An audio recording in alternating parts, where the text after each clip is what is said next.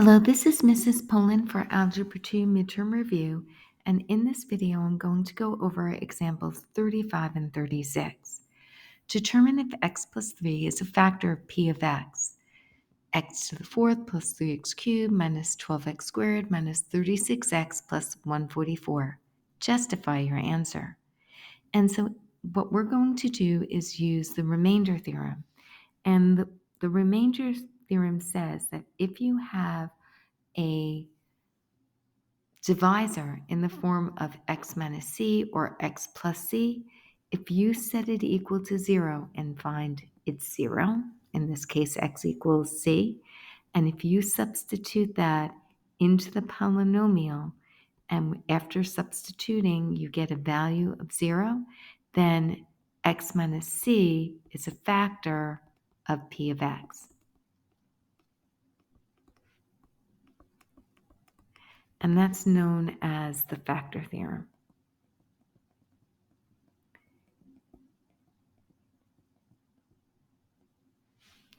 And so what we're going to do is apply that to number 35. So we're going to take x plus 3, set it equal to 0, and find the 0. We're then going to substitute negative 3 into the function.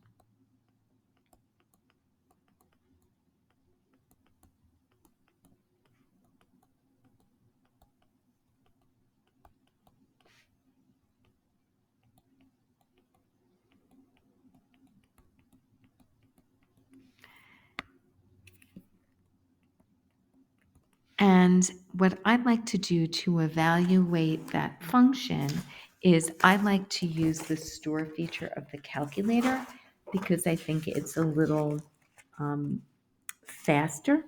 So what I'm going to do is we're substituting negative 3 in. So I'm going to go negative 3, control store x.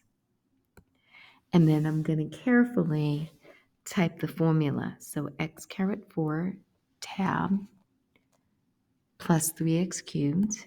I'm sorry, I'm slow at this. Minus 28 squared. Minus 36x plus 144. And we see that it's equal to 0. Now, on the regions, you would only get 1 out of 2 points. If you left it like that, you actually have to make a conclusion. So I'm going to say x plus 3 is a factor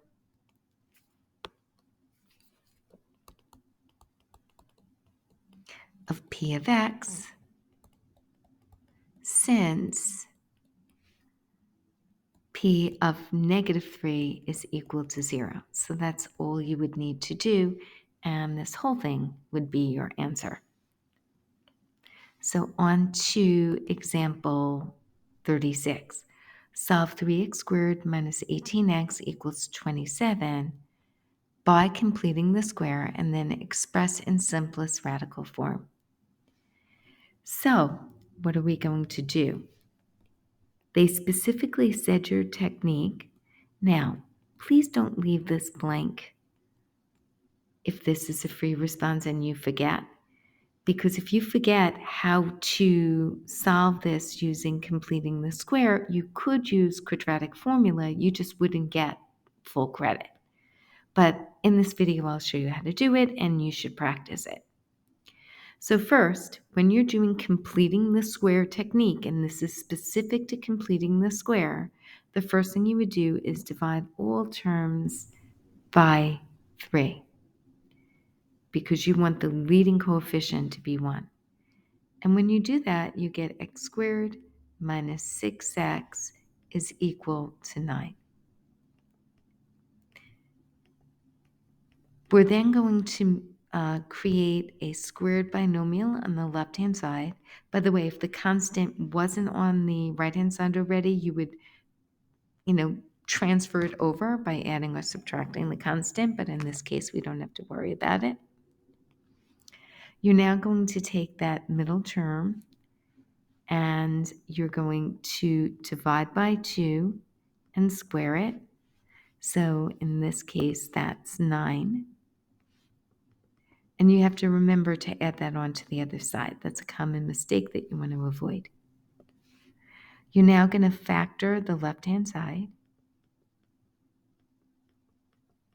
So you're looking for two things that multiply out to 9 and add to -6, and that would be -3 and -3, and that's equal to 18. So I can re-express the left-hand side as x minus 3 squared is equal to 18. And now I can isolate the x by first taking the square root of both sides. And when you do that, you get x minus 3 is equal to plus or minus the square root of 18. I could simplify square root of 18 as square root of 9 and square root of 2. And so that becomes 3 rad 2. I normally just do that on the side so it doesn't look messy. It's really important to keep everything organized because it's less chance of making a careless mistake. And now my final step is to add 3 to both sides so I can isolate it. You're putting that 3 in front of the 3 plus or minus 3 rad 2. And in this case, there's no imaginary solution. You can leave your answer as 3 plus or minus 3 rad 2, or I always like doing it this to help people recognize that there are two solutions. And that's fini.